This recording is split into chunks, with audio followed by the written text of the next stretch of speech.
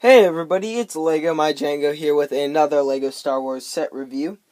And today I have the set 8039, the Venator-class Republic Attack Cruiser.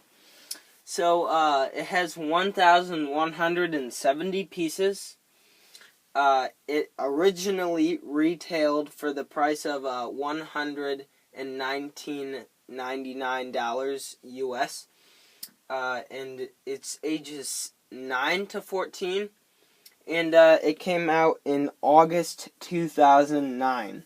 So this is the very iconic ship from the prequels of Star Wars and the Clone Wars, which is really cool. I always loved it a lot. And it's the precursor to the Star Destroyer, which it turns into in the original trilogy.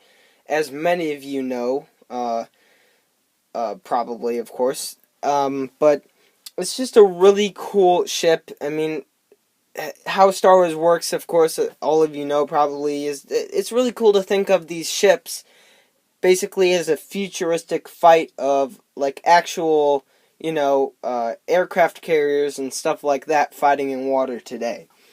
But anyway, let's get out of the way with all of that. This set is basically 10 times smaller than the actual size. I'm not really exaggerating if we're going to go with the scale of these minifigures. Maybe even more than that. And which isn't that great, but we'll talk about that later. Let's start it off by reviewing the minifigures. So first off here we have Chancellor Palpatine. And this is the Clone Wars variant of him. This whole set is a Clone Wars set. And it looks very accurate to the one from the Clone Wars. We got the simple printing on the torso right there. And he has dark red arms and these pauldron-like things that are part of the dressing. And they did a good job with those. And the face, it's not double-sided, but it does look a lot like the Clone Wars version of Chancellor Palpatine, very much with all the wrinkles and everything. Let's try to focus there. And the hairpiece originally debuted in the set for Chancellor Palpatine. And it came in this color, of course, as you see now. This tannish color. Chancellor Palpatine's hair really isn't that tan. It's more of a gray color, but that's okay. He has no back printing, or arm printing, or any of that. But there's the back of the hair. And, yeah. Did a pretty good job on Chancellor Palpatine. And even though the dressing's really simple, it's still pretty accurate. Next off here, we have the Senate Commando, which is also the Clone Wars variant of him. And he is very awesome with his totally blue armor. And basically what this is, it's a regular clone, except entirely painted blue with a different helmet. So we've seen like two versions of this guy. The one that has all the cloaks and everything, and he has like a little bit more of a elegantly shaped helmet. And the ones that actually have, like actually run around and actually fight stuff, of course, instead of just, defending and standing around the Capitol building and everything. But we get two of these in this set, and they come with long-range blasters. The blaster that we've had forever now and needs to be changed. But this is an older set, so... And he gets a regular clone head. And here's the back. Just regular clone printing. And here's the helmet. Kind of looks like a Trojan type armor helmet.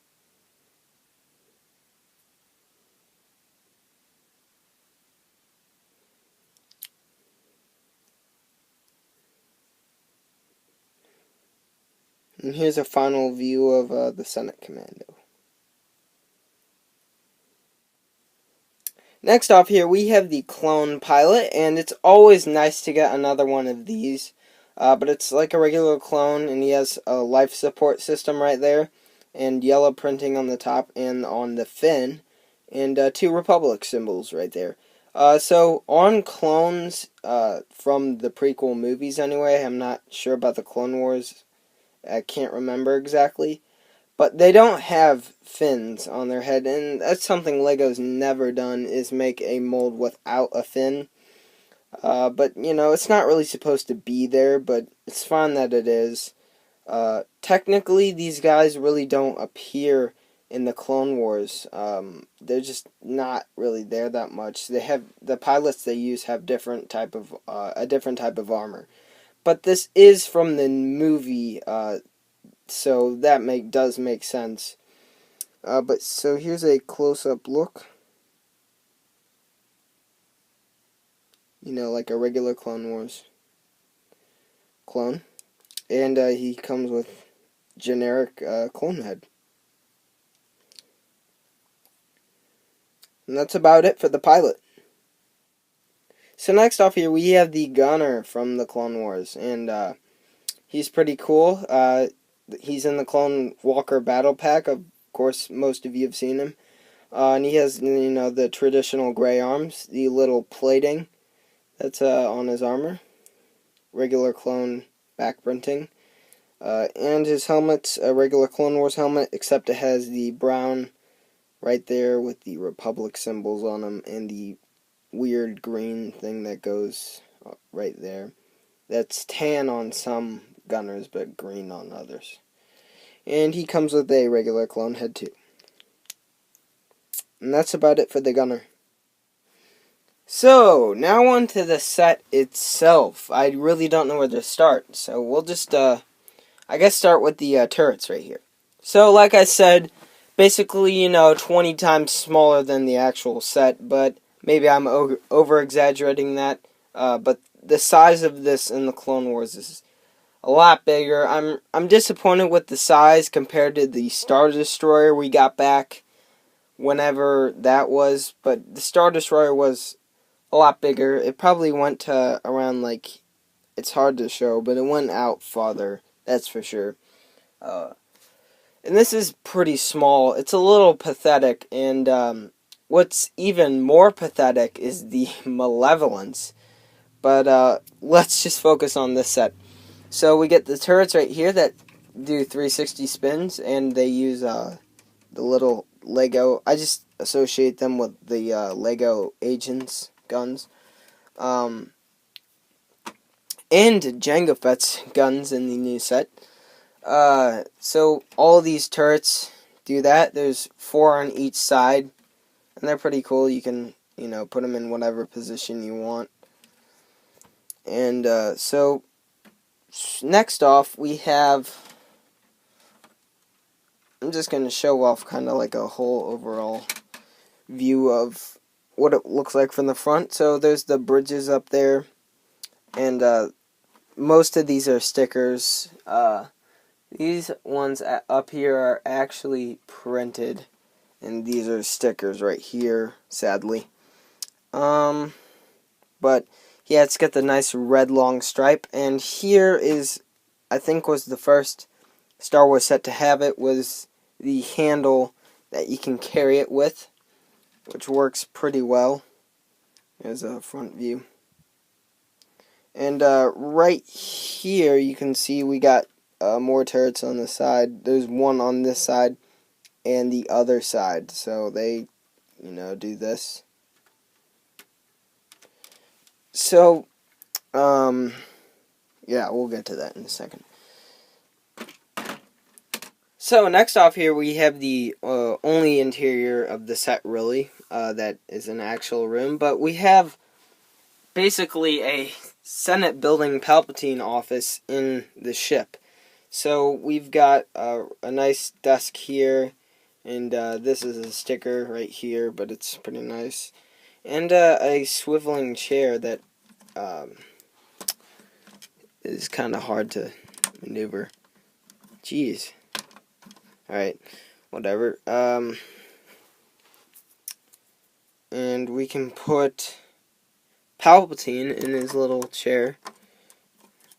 and he can swivel around and look at the detail right here, which I'll show in a second, but it's not much.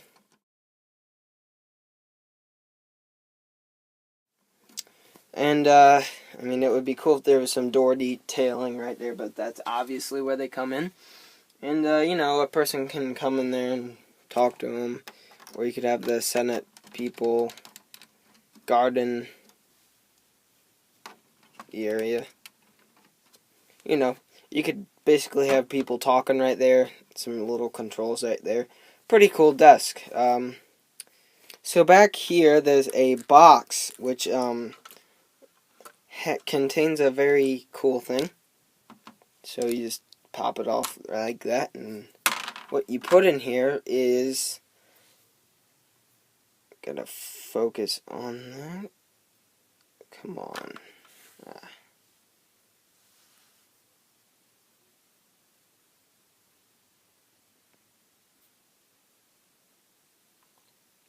What it contains is the Death Star plans. And it's basically a red printed head with the Death Star on it. There's the back and there's the front, which is really cool.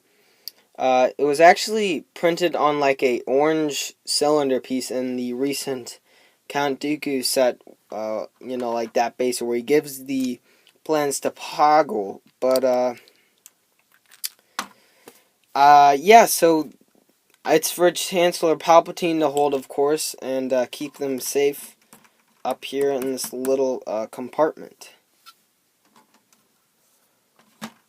So next off here, there's a really cool feature, which is the gun turrets that are on the sides that actually have people, you know, shooting them, of course. So if we prop these up here and prop that one down there, this goes to both sides, but you get one turret, and it's basically, you know, a turret that the gunner can operate. So you kind of just stick his hand in there, and he can shoot and everything, and it comes with 2 flick fire missiles, and yeah, so they work pretty good. I kind of got a pretty good flick fire missile there. Yeah, so you get the point, of course. You just kind of flick them out of there or push them out, whatever you want to do. And it's got like a minigun right there and the giant turret on top, and it can swivel. But yeah, he can even go back in there if he wants. You just prop that up and close that. And of course that goes to the other side. Like I said before, you can prop this side up too. So the next feature I have to show you is, I gotta prop this up again, is this box / crate contains some bombs in it. And they're just made up of a, you know, 2 of the cones and a cylinder. And that goes in there like that, and as you can see, there's a hole right there where ships would actually dock if this was a accurate model. But basically what you do is, I'm going to prop this up to show you, you twist this and it drops the bombs. And yeah, there you go. And you can turn it either way. But it gives you 5 bombs, and you know, you can drop them on those droids and destroy them. So they're pretty deadly, and they get the job done. It's a pretty cool little feature that's added to the set. That's basically what the set is for, is playability.